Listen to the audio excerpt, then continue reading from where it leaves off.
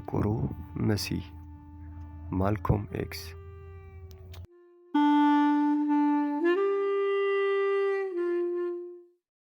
We're not brutalized because we're Muslims. We're brutalized because we are black people in America.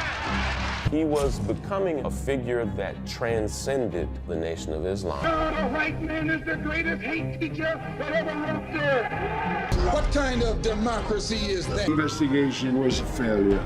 Asking who's guilty. Elijah Muhammad told everybody, do not raise a hand against Malcolm X. The FBI should have known.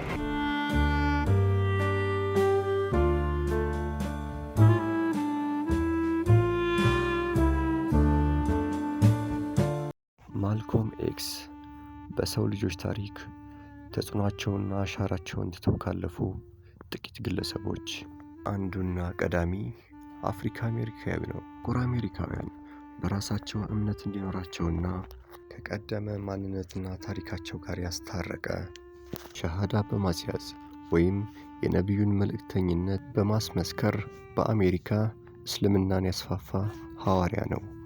በተለይ በሰሜንና በምዕራብ የአሜሪካ ከተሞች የሚኖሩ ጥቁር ወጣቶች ለሰው ልጆች መብት ተቆርቋሪዎች ይልቅ ሕመማችንና ስቃያችንን የተረዳው ማልኮም ኤክስ ነው ይላሉ።